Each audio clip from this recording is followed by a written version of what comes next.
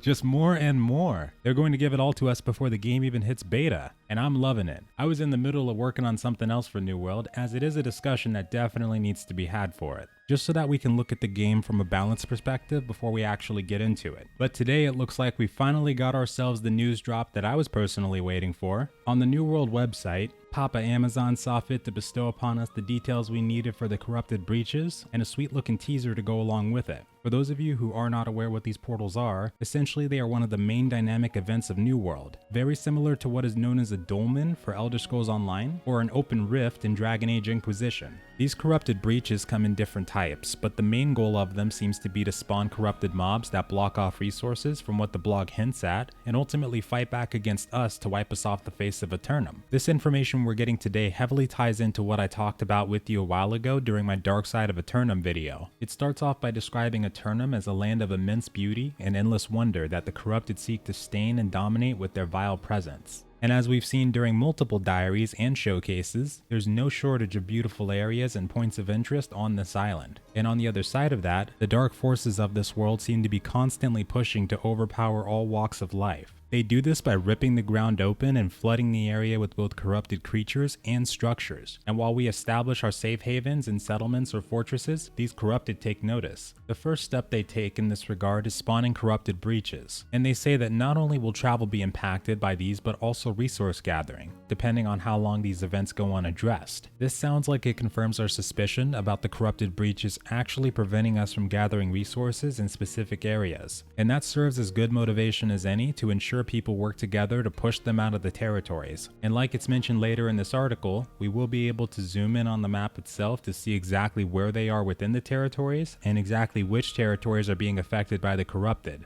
There appears to be 4 different types of these breaches, and we actually have already seen a couple of them in previous diaries. These breaches are usually guarded by the acolytes of corruption, and just like their lesser brethren the cultists, they channel dark, forbidden forces to summon these great portals and monoliths. Along with these, we also have other creatures and entities that we've seen in other places that seem to come out of these breaches. From what we've seen so far, the corruption seems to target not only us as the player, but all walks of life. So when we take a look at these corrupted zombies, for instance, they could either be coming from when the corruption takes over a zombie or a ghoul from the Lost, or it could be when we get corrupted while still alive. Or if we're alive, we might even transform directly into an acolyte, cultist, or corrupted soldiers and humanoids that we've seen in addition to these. For these other creatures, like we've talked about in the previous video, they look very similar to what we would find coming from the Angry Earth faction. So these could be what happens when a dryad creature becomes corrupted, or maybe even a guardian. And just for a quick lore detail, Guardians of Aeternum come in many different shapes and sizes. We know that the Ancients of Aeternum are all gone for an unknown reason, but these skeletons that defend their secrets are known as Guardians, according to Amazon Game Studios. This spiked wolf is another one alongside the ethereal deer that you've seen in the trailer. We haven't had any direct confirmation yet, but I still feel like the Guardians that defend the ancient secrets are at war with the corruption as well, because like they said themselves, in response to the corruption, Aeternum itself will rise up to fight it, but it won't suffer our presence either.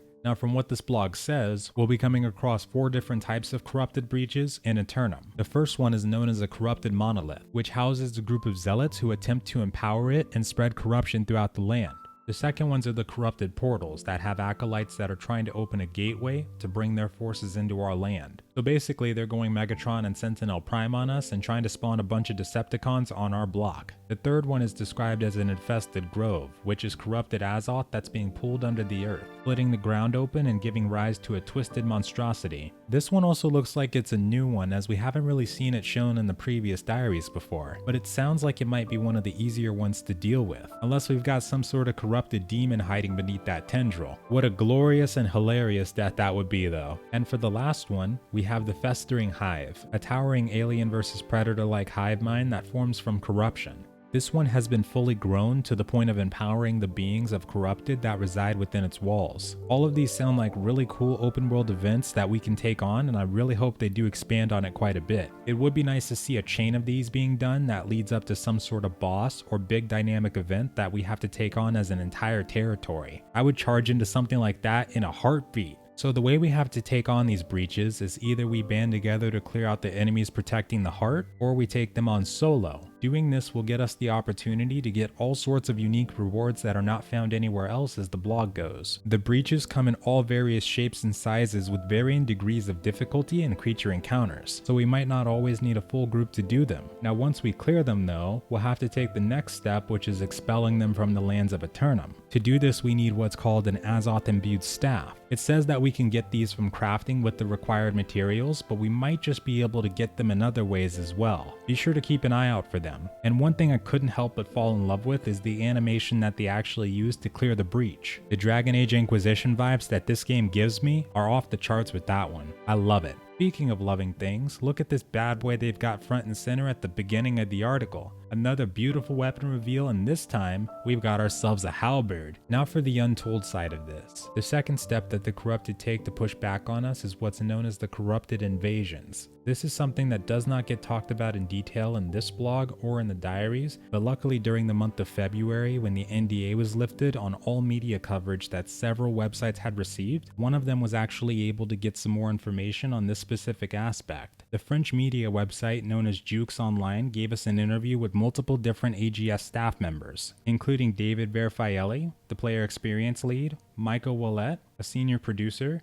and Richard Lawrence, a studio director. And in this article, we get some major insight on the Corrupted Invasion system and how this ties into the breaches as a whole. So as we just talked about, when the Corrupted start to take notice to our territories and settlements, the Corrupted breaches will start to form. But what exactly is the point of that? What would they do with these breaches, you might ask, especially if we just ignore them? Well, that is where the invasion mechanic comes in. Essentially, as this corruption begins to form, the forces of the Corrupted prepare their assault on us. We won't all get attacked at the same time across all territories, but during what's being called a 4-day cycle, we will have these breaches spawning up to the inevitable invasion that we will have to beat back against. We will be able to see when a territory is going to get attacked, but us as the players will then have a choice to make. You can either choose to cross regions to help a friend or enemy that's being assaulted by the corruption, or you can leave them to their own devices. And if these corrupted breaches are not closed before the invasion begins, or at all, the invasion itself will become that much harder. So that means that whether it's 10 hours a day that you have to play, or 1 or 2, there's always going to be activities that you can choose to do that will be extremely useful to the rest of the island. Keep in mind though that we will never see the invasions and territory wars going on throughout the same day, as the article describes. But for any reason, if you end up losing against the invasion, this will have penalties that do impact your territory. You'll notice your constructed benches start to lose levels, your crafting levels might get affected, etc.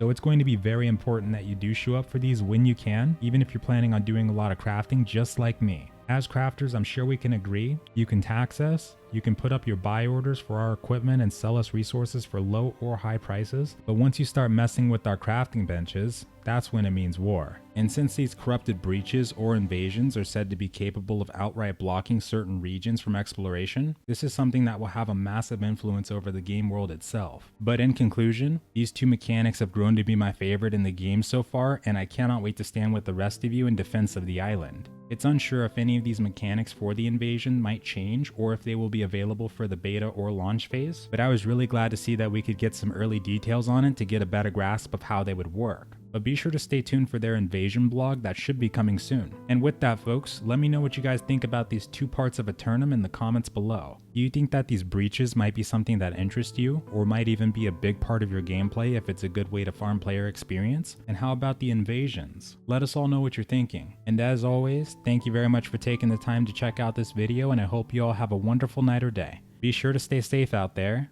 and farewell.